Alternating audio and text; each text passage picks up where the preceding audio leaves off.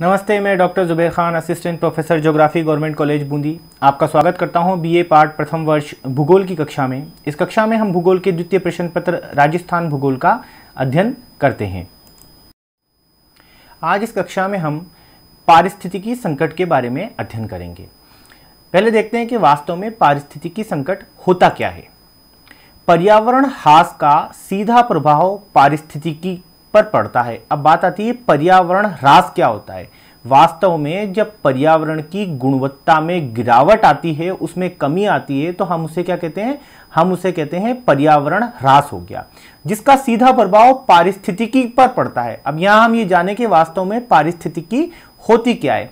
पारिस्थितिकी किसी भी क्षेत्र विशेष में रहने वाले समस्त जीव समुदाय, चाहे वो जीव जंतु हो या वहां की प्राकृतिक वनस्पति या अन्य प्रकार की वनस्पति हो, वो तथा उसके पर्यावरण के मध्य जो संबंध होता है, उसको हम पारिस्थितिकी के नाम से जानते हैं। यहां पर यह बताया गया है कि जब पर्यावरण ह्रास होता है तो उसका सीधा प्रभाव पारिस्थितिकी पर पड़ता है, अर्थात पर्यावरण की गुणवत्ता में कमी आने पर उसका प्रभाव किस पर पड़ता है? उस क्षेत्र की पारिस्थितिकी पर पड़ता है, अर्थात पर्यावरण और विभिन्न जीव जंतुओं के मध्य के संबंध पर उसका प्रभाव पड़ता है। अब जब इसका प्रभाव इस पर पड़ता है तो आगे हम देखते हैं कि इसका परिणाम क्या होता है। पर्यावरण के प्रति अवमानना पृथ्वी के समस्त जीवधारियों के लिए संकट का कारण बनती है। अर्थात यदि हम पर्यावरण में जो गुणवत्ता में उसमें कमी आ रही है, उसमें जो ह्रास आ रहा है, उसके प्रति यदि हम लगातार उसकी अवमानना करते रहेंगे, उसकी अनदेखी करते रहेंगे, तो उसका परिणाम क्या होगा? उसका परिणाम हमारे लिए संकट के रूप में सामने आएगा। हमारे लिए एक संकट पैदा हो जाएगा। और संकट शब्द से आप भली भांति परिचित हैं कि संकट का क्या अभिप्राय होता है। उदाहरण के लिए कृषि में कीटनाशकों के प्रयोग से हानिकारक कीटों के साथ साथ अन्य जीव जंतु भी नष्ट हो जाते हैं।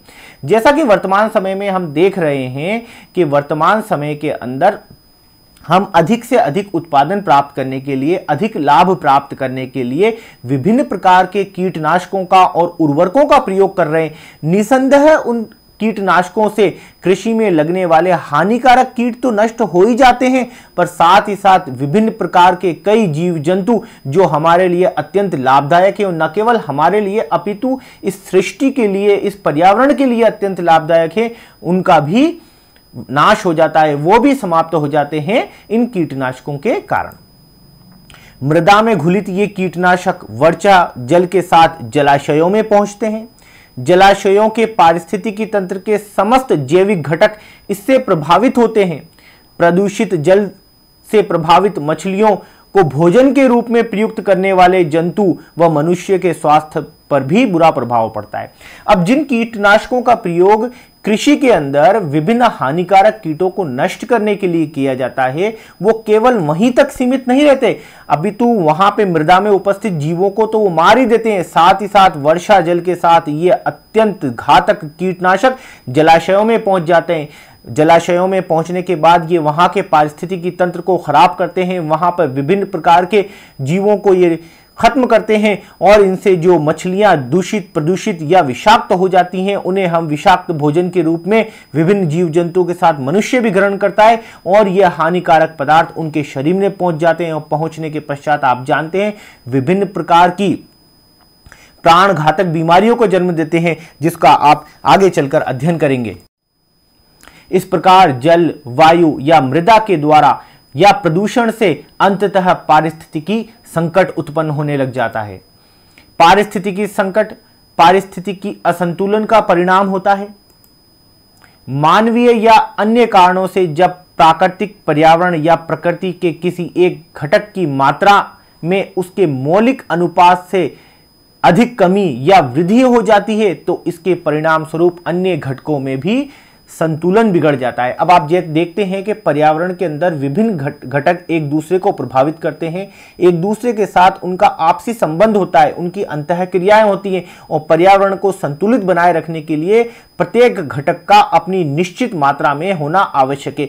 जब कभी भी पर्यावरण के इन घटकों के अंदर कमी या वृद्धि होती है, तो पर्यावरण के अंदर संतुलन बिगड़ जाता है, जिससे कि उस क्षेत्र के अंदर असंतुलन उत्पन्न हो जाता है। और जब पर्यावरण में असंतुलन उत्पन्न हो जाएगा तो आप जानते हैं कि किसी भी क्षेत्र की जो पारिस्थितिकी होती है उसमें उस क्षेत्र के जीव समुदाय और वहां के पर्यावरण के आपसी संबंधों का एक संतुलन होता है। और जब कभी एक पर्यावरण के अंदर एक गड़बड़ी उत्पन्न होती है तो समस्त पारिस्थितिकी के अंदर गड़बड़ी व संतुलन उत्पन्न हो जाता है और उसका परिणाम क्या होता है? पारिस्थितिकी संकट हमारे सामने निकलकर सामने आते हैं। यह पारिस्थितिकी असंतुलन पारिस्थितिकी संकट का कारण बनता है। इससे समस्त जीवधारियों का जीवन खतरे में पड़ जाता है। उदाहरण के लिए वनों की कटाई से जलवायु में परिवर्तन होता है, इससे सूखा का प्रकोप बढ़ता है, मृदा अपरदन व मरुस्थलीकरण का विस्तार होने लगता है। जैसा कि आप जानते हैं कि वन हमारी जलवायु के लिए अत्यंत महत्वपूर्ण घटक होते हैं और जब कभी भी किसी भी कारण से, प्राकृतिक कारकों से तो वनों की निसंदेह कई बार वनाग्नि होने से उनका नाश होता है, पर वास्तव में प्राकृतिक कारकों से वनों का इतना नाश नहीं होता जितना कि मनुष्य अपनी आवश्यकता की पूर्ति के लिए अपने लालची स्वभाव में वनों की निर्ममता से कटाई कर देता है, समूल उन्हें नष्ट कर देता है। इससे उस क्षेत्र की जलवायु में परिवर्तन उत्पन्न होता है और जब जलवायु में परिवर्तन उत्पन्न होता है तो उस क्षेत्र में सूखे का प्रकोप बढ़ने लगता है। सूखे के बाद उस क्षेत्र में मृदा अपरदन और मरुस्थलीकरण जैसी विभिन्न प्रकार की प्राकृतिक समस्याएं, पर्यावरणीय समस्याएं सामने आती हैं, जिसका प्रभाव समस्त क्षेत्र की प्रकृति पर पड़ता है, समस्त क्षेत्र के ऊपर पड़ता है। पर्यावरण ह्रास तथा पारिस्थितिकी संकट को कार्ल मार्क्स ने निम्न प्रकार से समझाने का प्रयास किया है। पर्यावरण का प्रभाव, पर्यावरण पर बढ़ता दबाव, अत्यधिक भूमि उपयोग। अब पर्यावरण का प्रभाव और उसके ऊपर पर्यावरण पर बढ़ता हुआ दबाव, जैसे हम वर्तमान समय में क्या कर रहे हैं? अत्यधिक भूमि का उपयोग कर रहे हैं। हम इस भूमि की प्राप्ति के लिए वनों को समूल नष्ट कर रहे हैं। इसका क्या प्रभाव पड़ता है? इससे पर्यावरण ह्रास होता है। अब पर्यावरण ह्रास का मतलब आप समझ चुके हैं कि पर्यावरण की गुणवत्ता में, उसकी क्वालिटी में जब कमी आती है तो उसको हम पर्यावरण ह्रास कहते हैं। और जैसा कि आप समझते हैं कि पारिस्थितिकी असंतुलन, अब जैसा कि आप जानते हैं कि पारिस्थितिकी किसी भी क्षेत्र के पर्यावरण और वहां के जीवधारियों के मध्य आपसी संबंधों का एक अध्ययन है। इस क्षेत्र के अंदर जब एक पर्यावरण का कमी आ जाएगी, पर्यावरण की गुणवत्ता में कमी आ जाएगी, तो उस क्षेत्र के अंदर पारिस्थितिकी असंतुलन उत्पन्न हो जाएगा, वहां पे उसका संतुलन गड़बड़ा जाएगा। और जब किसी भी क्षेत्र का पारिस्थितिकी संतुलन गड़बड़ा जाता है तो उसका परिणाम किस रूप में निकलकर सामने आता है?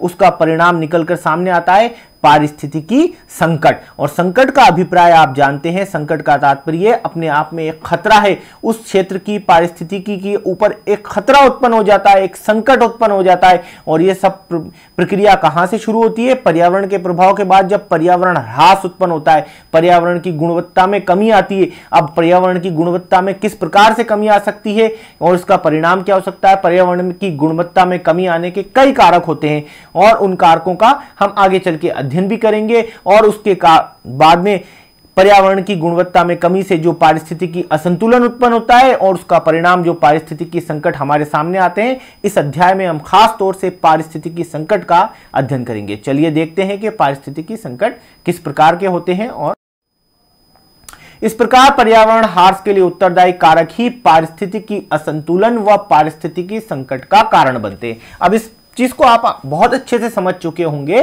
कि किसी भी क्षेत्र की पारिस्थितिकी वहां के पर्यावरण और वहां के जीवधारियों के मध्य संबंध पर आधारित होती है। और ये इसके दोनों घटक होते हैं, एक ओर तो वहां का पर्यावरण होता है, दूसरी ओर उसका घटक होता है वहां के जीवधारी। जब कभी भी पर्यावरण के अंदर या गुणवत्ता में कमी आती है तो पर्यावरण वाला जो घटक है उसमें कमी आने लगती है या वृद्धि आने लगती है, तो पारिस्थितिकी का जो संतुलन है वो गड़बड़ा जाता है और ये संतुलन गड़बड़ाने से वहां पर पारिस्थितिकी संकट सामने आते हैं। अब देखते हैं पारिस्थितिकी संकट किस प्रकार के होते हैं। प्रमुख पारिस्थितिकी संकट निम्न प्रकार हैं, देखते हैं। सबसे पहला पारिस्थितिकी संकट क्या है? सूखा। सूखा भी एक बहुत बड़ा और बहुत भयानक पारिस्थितिकी संकट है जिससे हम सभी लोग लगातार जूझते आ रहे हैं और जिसे हमने देखा भी है। देखते हैं सूखे के कारण क्या होता है। पृथ्वी पर जल जीवन का आधार है। जल की प्राप्ति मुख्यतः वर्षा से होती है। वर्षा से वायुमंडल तथा मृदा की नमी बनी रहती है तथा सतही व भूगर्भिक जल स्रोतों को जल की आपूर्ति है। अब हम ये जानते हैं कि किसी भी जीव के लिए, चाहे वो वनस्पति हो चाहे वो जीव जंतु हो, उनके लिए जीवन का जो आधार है वो जल है। और जल की प्राप्ति हमें जो मुख्य रूप से होती है वो हमें वर्षा जल के रूप में होती है, क्योंकि वर्षा जल ही हमारे भूमिगत जल का स्रोत है। जब वर्षा जल आता है तो निस्संदेह वायुमंडल में नमी होती है, मृदा में नमी होती है, इससे हमारी वहां की वनस्पति विकसित होती है, चाहे वो प्राकृतिक वनस्पति हो या हम कृषिगत वनस्पति की बात करें तो उसकी सिंचाई के लिए भी यदि हमें जल की आवश्यकता होती है, वो भी हम वर्षा से ही प्राप्त करते हैं। तो वास्तव में पृथ्वी पर देखा जाए तो जल का जो मुख्य स्रोत है वो वर्षा जल ही है। धीरे धीरे ये वर्षा का जल जब भूमि में बैठ जाता है, नीचे जम जाता है, तो वो भूमिगत जल का रूप ले लेता है, जिसे हम विभिन्न प्रकार के स्रोतों से प्राप्त करते हैं। समस्त जीवधारियों की जैविक क्रियाएं जल की उपस्थिति में ही संपन्न होती हैं। अल्प वर्षा सूखे का कारण बनती है। सूखा, जिसे इंग्लिश में हम ड्रॉट कहते हैं, एक प्राकृतिक आपदा है। अब आप ये जानते हैं कि जितने भी जीवधारी हैं उनकी सारी क्रियाएं जल की उपस्थिति के कारण ही होती है। और यह हम जानते हैं कि मानव शरीर में भी लगभग 70% भाग में जल होता है। जब कभी वर्षा की कमी होती है तो हमारे यहाँ क्या पड़ जाता है? सूखा पड़ जाता है, ड्रॉट पड़ जाता है। और यह वास्तव में एक प्राकृतिक आपदा है, क्योंकि वर्षा करना मानव के हाथ में नहीं है। हाँ, पर हम अपनी अविवेकपूर्ण गतिविधियों के कारण वर्षा की मात्रा को जरूर प्रभावित कर सकते हैं, सूखे को बढ़ा सकते हैं। वो कैसे कर सकते हैं हम आगे देखते हैं कि हमने अपनी लालच में और अपनी आवश्यकताओं की पूर्ति के लिए पर्यावरण को किस प्रकार से क्षति पहुंचाई है, और जिसका परिणाम हमारे सामने सूखे के रूप में आता है।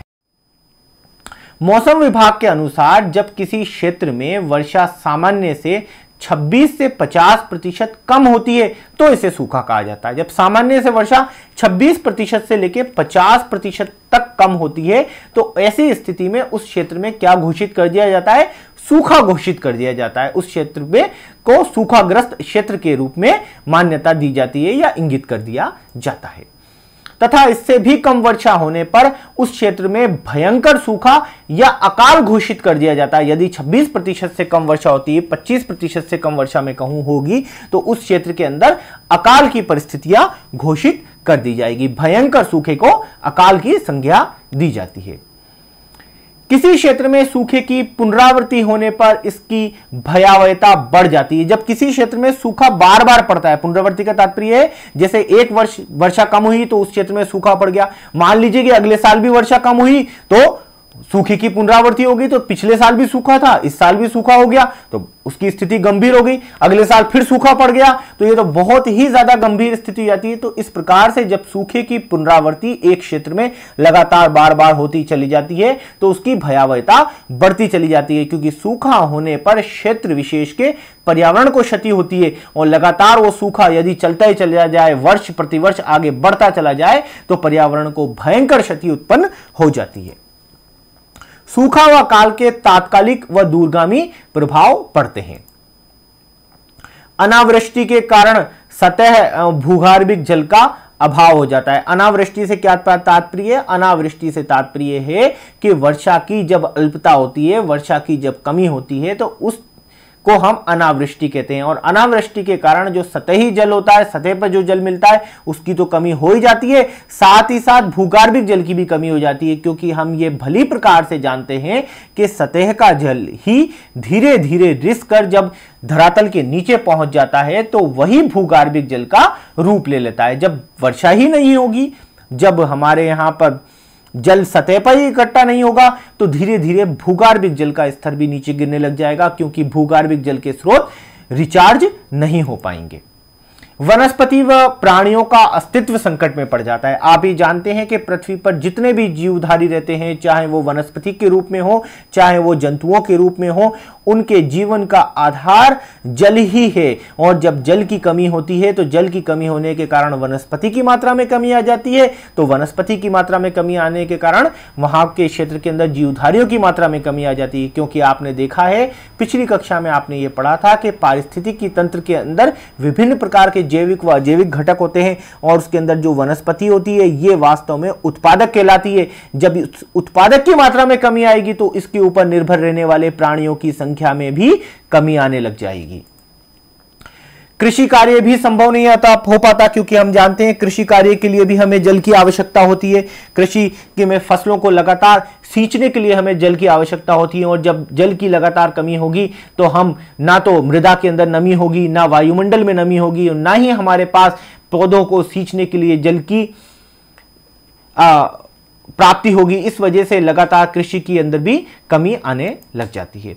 भूख व प्यास से प्राणी मरने लग जाते हैं। जब जल नहीं होगा तो जल की कमी के कारण भोजन की अल्पता होगी, और भोजन की अल्पता के कारण भूख और लगातार प्यास के कारण प्राणियों की मृत्यु होने लग जाती है, चाहे वो प्राकृतिक रूप से मिलने वाले विभिन्न प्रकार के जंगली जीव जंतु हों, और अंततः बाद में आकर मनुष्य के ऊपर भी इसका लगातार प्रभाव पड़ता है, क्योंकि जितना वो पानी व अपने पास भोजन संचित करके रखता है, एक समय के पश्चात वो भी खत्म होने लगता है, और धीरे धीरे उन सभी का प्रभाव उसके जीवन पर और उसके शरीर पर दिखने लगता है, जो कि भयंकर रूप से सबके सामने आता है। आर्थिक विकास की गति भी अवरुद्ध हो जाती है। जब आप देखते हैं कि आर्थिक विकास की गति भी किसी भी क्षेत्र के मानव संसाधनों पर निर्भर करती है, उस क्षेत्र विशेष के अंदर मिलने वाले प्राकृतिक संसाधनों पर निर्भर करती है। जब संसाधनों के ऊपर कमी आने लग जाएगी तो उस क्षेत्र का आर्थिक विकास अवरुद्ध हो जाएगा। उस क्षेत्र का मानव संसाधनों का विकास नहीं होगा तो आर्थिक विकास कैसे होगा? जब उस क्षेत्र के अंदर विभिन्न प्रकार के संसाधनों में कमी आएगी तो उस क्षेत्र का आर्थिक विकास भी रुक जाएगा। विगत शताब्दी में विक्रम संवत 1956 में पड़ा भीषण अकाल भारत में छप्पनिया के नाम से जाना जाता है। 1956 में जो अकाल पड़ा था, विक्रम संवत की बात की जा रही है यहां पे, आप ये ध्यान रखें, तो उसे छप्पनिया के अकाल के नाम से जाना जाता है। इसमें लाखों लोग, पशु भूख व प्यास से तड़प तड़प कर मर गए। अनाज, जल व चारे की एक साथ कमी होने के कारण इसे त्रिकाल के नाम से जाना जाता है। इसे त्रिकाल भी कहा जाता है क्योंकि इसमें अनाज की भी कमी हुई थी, जल की भी कमी हुई थी और चारे की भी कमी हुई थी। अब जब अनाज की कमी हुई थी तो आप इस चीज को समझ सकते हैं कि क्षेत्र विशेष के मानव समुदाय, वहां पर जो लोग रह रहे थे, उनके खाने के ऊपर बहुत ही ज्यादा संकट आ गया। जल की कमी होने से न केवल क्षेत्र विशेष में रहने वाले मानव समुदाय अपितु विभिन्न प्रकार के जीव जंतुओं के ऊपर संकट आ गया, और चारे की कमी हो गई तो पशु क्या खाएंगे? पशुओं के भोजन के लिए भी बहुत ही ज्यादा मारधाड़ हो गई, जिसका परिणाम क्या हुआ? लगातार लंबे समय तक इस प्रकार का अकाल पड़ने से बहुत बड़ी संख्या में वहां पे मृत्यु का सामना हुआ। संपूर्ण विश्व के 25% भाग पर पर्याय सूखे की चपेट में रहता है। 20वीं शताब्दी के अंतिम दशक में इथियोपिया सहित अफ्रीका के कुछ भागों में पड़े भीषण अकाल में लाखों लोगों की मृत्यु हो गई। अब आप देख रहे हैं विश्वव्यापी यदि हम बात करें तो 20वीं शताब्दी के अंतिम दशक में आप देखेंगे, 20वीं शताब्दी कौन सी थी? पिछली शताब्दी का अंतिम दशक, अर्थात 1990 की मैं बात कर रहा हूं। 1990 के अंदर इथियोपिया सहित अफ्रीका के कई भागों में भीषण अकाल पड़ा था, और उस अकाल के कारण लाखों लोगों की, हजारों में नहीं अपितु लाखों की संख्या में वहां पर लोगों की मृत्यु हो गई। और आज भी आज अफ्रीका के आप जब देखेंगे, पूर्वी अफ्रीका के क्षेत्र के अंदर, इथियोपिया के क्षेत्र के अंदर, वहां पर जीवन बहुत ही ज्यादा संकटग्रस्त अवस्था में, जीवन का स्तर बहुत ही निम्न अवस्था के अंदर है। वहां आर्थिक विकास ना के बराबर है, क्योंकि अकाल ने उनकी आर्थिक गतिविधियों को रोक दिया, उनके विकास को रोक दिया। इस वजह से अकाल न केवल एक तात्कालिक कारण बनता है मृत्यु का, वह पारिस्थितिकी संकट का, अपितु ये लंबे समय के लिए भी क्षेत्र विशेष पर, पूरे संपूर्ण देश पर प्रभाव डालता है, उसके विकास पर प्रभाव डालता है। तो ये एक बहुत ही बड़ा संकट है।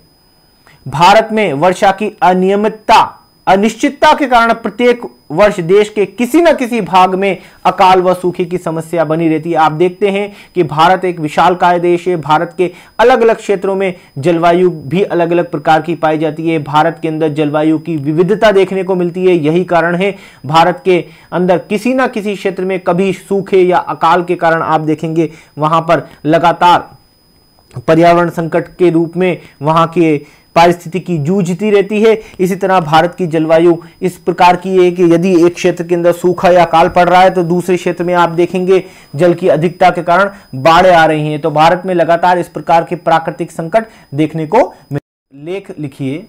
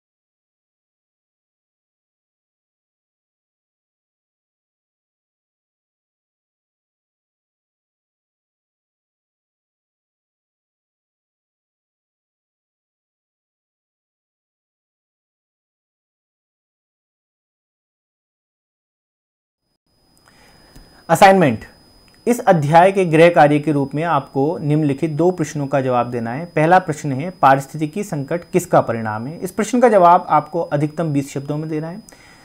दूसरा प्रश्न है सूखा क्या है समझाइए। यह प्रश्न एक लघुतरात्मक प्रश्न है, आपकी परीक्षा में भी कई बार पूछा जाता है। आपको इसमें को अधिकतम 500 शब्दों में इसका उत्तर देना है।